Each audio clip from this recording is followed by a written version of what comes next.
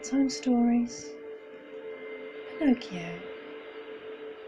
Make yourself comfortable, snuggle up into bed, close your eyes and relax as you listen to a good night story. Geppetto, the poor old woodcarver, was making a puppet from a tree branch. "You shall be my little boy," he said to the puppet, "and I shall call you Pinocchio." He worked for hours, carefully carving each detail. When he reached the mouth, the puppet started making faces at Geppetto. "Stop that, you naughty boy," Geppetto scolded. "Stop that at once." "I won't stop," cried Pinocchio. "You can talk," exclaimed Geppetto. "Of course I can, silly," said the puppet. "You've given me a mouth to talk with." Pinocchio rose to his feet and danced on the tabletop. "Look what I can do," he squealed. "Pinocchio, this is not the time to dance," Geppetto exclaimed. "You must get a good night's rest. Tomorrow you will start going to school with the real boys. You will learn many things, including how to behave." On his way to school the next morning, Pinocchio stopped to see a puppet show. "I can dance and sing better than those puppets, and I don't need strings," boasted Pinocchio. He climbed onto the stage. "Get off my stage," roared the puppet master. Then he noticed how much the crowd liked Pinocchio. He didn't say anything to let Pinocchio stay.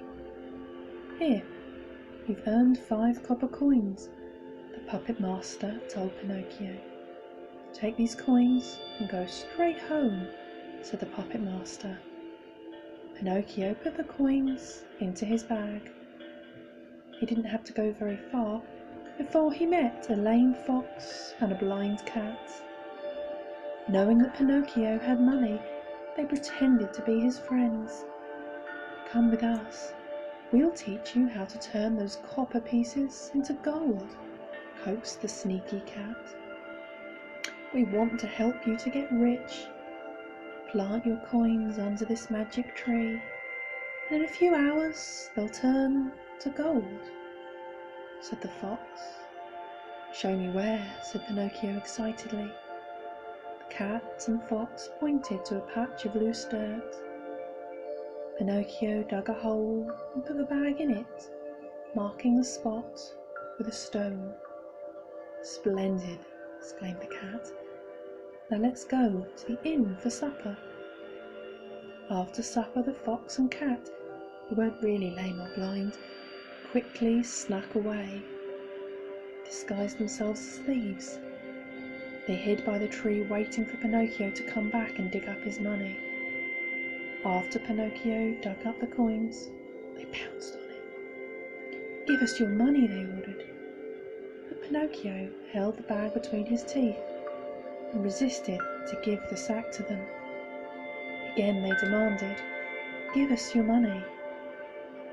Pinocchio's guardian fairy, who was dressed all in blue and had blue hair, sent her dog Rufus to chase the fox and cat away. She ordered Rufus to bring Pinocchio back to her castle. "Please sit down," she told Pinocchio. Rufus kept one eye open to watch what was going on. "Why didn't you go to school today?" she asked Pinocchio in a sweet voice. "I did," answered Pinocchio. Just then his nose shot out like a tree branch. "What's happening to my nose?" he cried. "Every time you tell a lie, your nose will grow. But when you tell the truth, it will shrink," said the blue fairy. "Pinocchio, you can only become a real boy if you learn how to be brave, honest, and generous." The blue fairy told Pinocchio to go home and not to stop for any reason. Pinocchio tried to remember what the blue fairy had told him, On the way home he met some boys. "Come with us," said the boys. "We know a wonderful place filled with games, giant cakes, pretty candies, circuses." The boys didn't know that if you were bad you turned into donkeys and trained for the circus. It was not very long before the boys began changing into monkeys. "What's happened to the bad boys?" snarled the circus master as he made Pinocchio jump through a hoop. Pinocchio could only grow a donkey's ears, feet and tail because he was made of wood. The circus master couldn't sell him to any circus. He threw Pinocchio into the sea. The instant Pinocchio hit the water, the donkey's tail fell off, its own ears and feet came back. He swam for a long time, and just when he couldn't swim any longer, he was swallowed by a whale. "It's dark in here," scared little Pinocchio said. Pinocchio kept floating deep into the whale's stomach. "Who's there by the light?" called Pinocchio, his voice echoing. "Pinocchio, is that you?" asked the voice. "Father, you're alive!" Pinocchio shouted with joy. He wasn't scared anymore. Pinocchio helped Geppetto build a big raft that would hold both of them. When the raft was finished, Pinocchio tickled the whale. "Hold tight, father. When he sneezes, he'll blow us out of here," cried Pinocchio. Home at last, Geppetto tucked Pinocchio into his bed.